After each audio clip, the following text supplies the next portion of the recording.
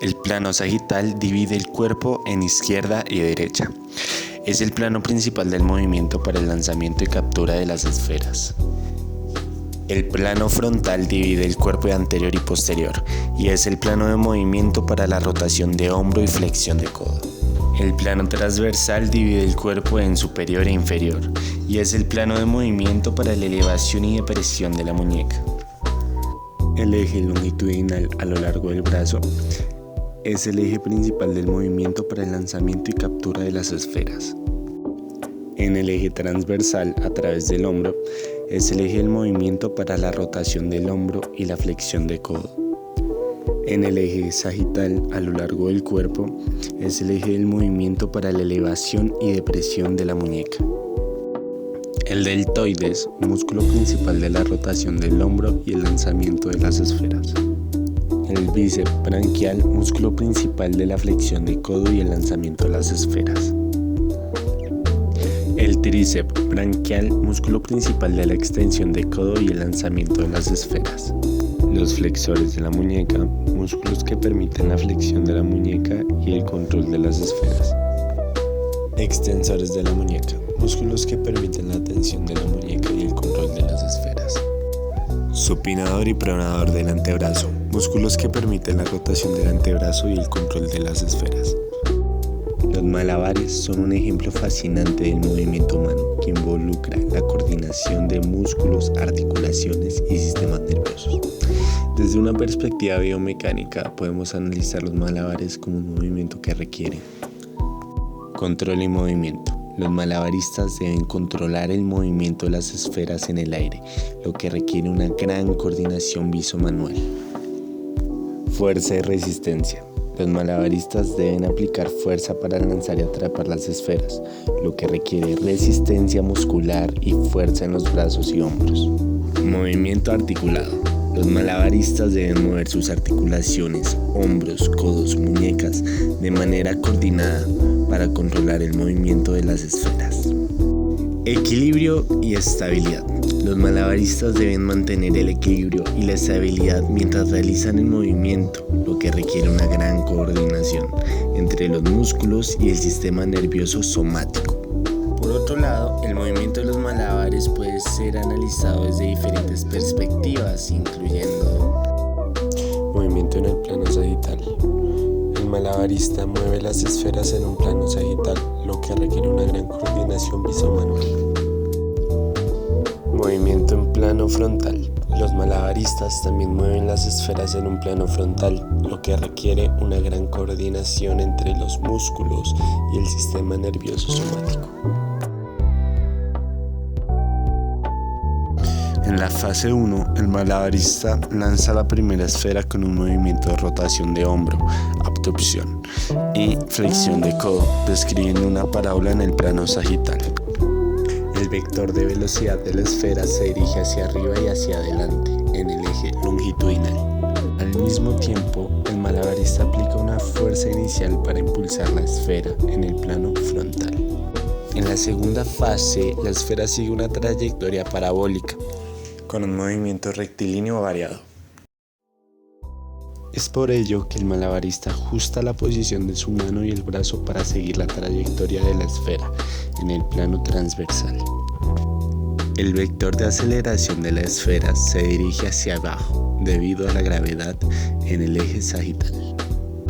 En la tercera fase, el malabarista captura la esfera con un movimiento de flexión del codo y rotación del hombro, abducción, en el plano frontal.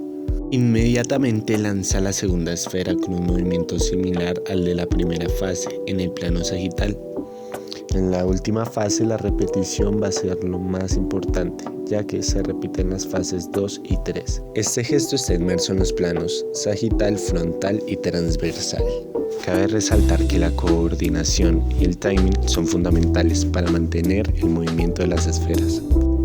El gasto energético es mayor en los momentos de mayor demanda muscular, como durante la rotación del hombro y la flexión de codo. La energía se obtiene de la descomposición de los nutrientes, como carbohidratos, proteínas y grasas en el cuerpo. Las leyes de Newton son fundamentales para entender cómo se mueven las esferas en los malabares. La primera ley establece que las esferas mantienen su estado de movimiento a menos que una fuerza externa las altere. La segunda ley establece que la fuerza aplicada acelera las esferas. La tercera ley establece que la fuerza aplicada es igual o opuesta a la fuerza ejercida por las esferas. ¿Cuál sería la cinemática y la dinámica? La cinemática sería el malabarista, ya que es el que ejecuta los movimientos para que las esferas tengan ese patrón. Y la dinámica serían las mismas esferas, ya que sufre una perturbación en su ambiente. Ahora bien, hablemos de las palancas de primer y segundo grado, ya que estas son las que se aplican como tal en el movimiento de los malabares. En el primer grado, el eje de rotación sería el codo.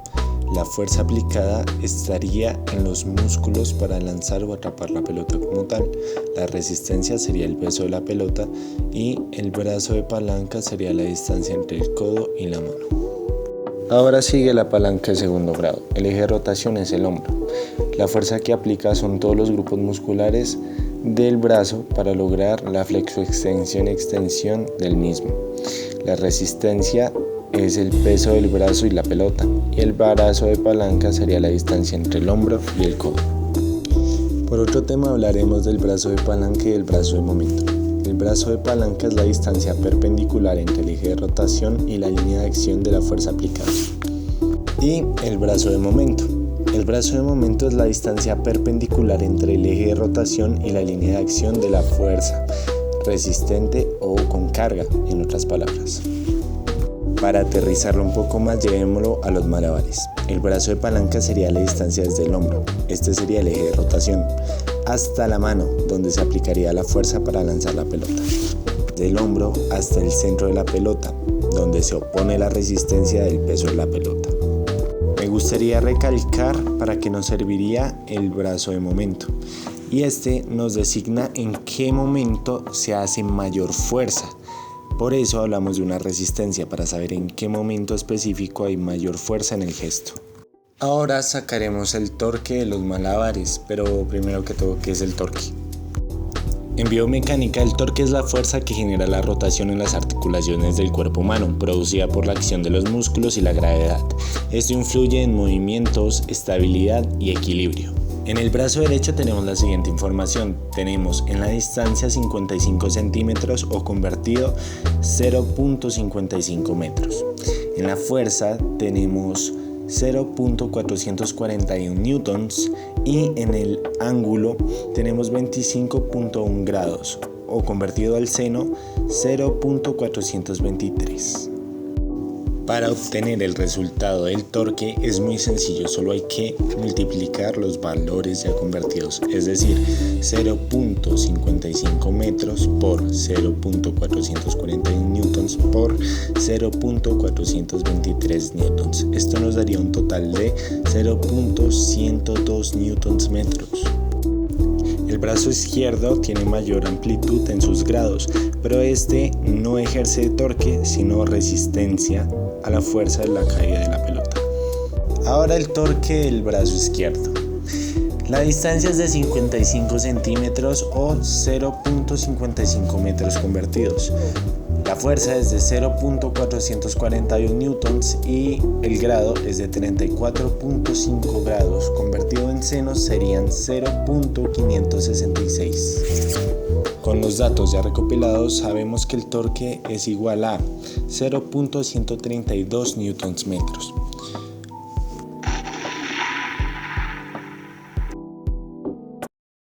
Análisis postural. El análisis postural es la evaluación de la alineación y posición del cuerpo para identificar desequilibrios, tensiones o alteraciones que puedan afectar la postura. Se utiliza para prevenir lesiones, mejorar el rendimiento físico y fomentar la alineación adecuada en las actividades diarias o deportivas. En un análisis general, la mayoría de los factores están bien alineados, lo que sugiere una postura equilibrada y funcional. La cabeza, los hombros, la columna dorsal y lumbar, así como las caderas y rodillas, presentan una correcta alineación y curvatura fisiológica. Sin embargo, se observan algunas irregularidades que podrían tener un impacto en la biomecánica general. Las escápulas se muestran levemente protuidas, lo que podría estar relacionado con un desequilibrio muscular o una ligera alteración en la movilidad de la articulación escapular. Además, la eversión más pronunciada del pie derecho, combinada con el genu varo en el miembro inferior derecho, indica una posible compensación postural que podría generar un desajuste en la alineación general de la pierna y la cadera. La diferencia en la alineación de los pies, especialmente la mayor eversión del pie derecho, podría estar contribuyendo al descenso y la desalineación del hombro derecho. Este desajuste en el pie podría alterar la cadena cinética y afectar la postura global, resultando en un mayor esfuerzo en la parte superior del cuerpo para compensar. Gracias al análisis, se pudo concluir que la diferencia en el arco del pie derecho es la principal causa del descenso de 5 milímetros del hombro derecho, lo que sugiere que el desajuste de la alineación del pie derecho está afectando la postura global. Esta dismetría del pie, asociado con un pie valgo, genera compensaciones en la cadena cinética, provocando un desequilibrio en la parte superior del cuerpo, particularmente en el hombro derecho. Para mejorar la postura y la alineación de la espalda es fundamental fortalecer los músculos de las escápulas, específicamente los romboides, trapecio medio e inferior y el serrato anterior. Estos músculos son claves para estabilizar la escápula y mantener una correcta alineación en los hombros, evitando la protrusión escapular y mejorando la postura global. Asimismo, es necesario fortalecer el ligamento tibial anterior y trabajar en el control del pie valgo, especialmente en el pie derecho. Esto puede incluir ejercicios para mejorar la pronación controlada y el esfuerzo de los músculos que estabilizan el tobillo y el pie, como el tibial posterior, los flexores de los dedos y los músculos del arco plantar. Estos ejercicios ayudarán a corregir el pie valgo, mejorando la alineación y reduciendo las compensaciones posturales que afectan tanto a la pierna como al torso. Dado lo anterior, se dan recomendaciones para corregir el pie valgo, fortalecer el puente del pie y los músculos de la espalda. Para mejorar la postura y la alineación del cuerpo es importante abordar de manera integral los problemas relacionados con el pie valgo, el arco del pie y la estabilidad de la parte superior del cuerpo. El pie valgo puede ser corregido fortaleciendo los músculos que sostienen la estructura del pie y mejorando el control de la pronación. Para mejorar el control sobre la alineación del pie es importante realizar ejercicios que fortalezcan los músculos intrínsecos. Una recomendación es realizar elevaciones de talones tanto en superficies planas como en elevadas y flexiones de los dedos de los pies con una banda elástica para activar y fortalecer músculos del arco plantar. Ahora bien, para corregir la postura de las escápulas, toca fortalecer los músculos de la espalda. Una postura correcta depende en gran medida de la fuerza y estabilidad de los músculos de la espalda y las escápulas. Para lograrlo, es importante trabajar en la activación y fortalecimiento de los músculos de la parte superior de la espalda, especialmente los romboides, el trapecio inferior y medio y el serrato anterior. Para finalizar, los malabares pueden ser útiles para mejorar la postura y corregir problemas como el pie valgo y el arco plantar bajo, ya que requieren equilibrio, coordinación y control corporal. Al realizar malabares, el cuerpo busca una alineación adecuada para mantener la estabilidad, fortaleciendo los músculos posturales y los de la base del pie. Además, ayudan a mejorar la propiocepción, lo que permite mayor conciencia de la posición de los pies y favorece la corrección de apoyos incorrectos. Esta práctica también va a estimular el equilibrio dinámico, esencial para ajustar desalineaciones en los pies y en el cuerpo general.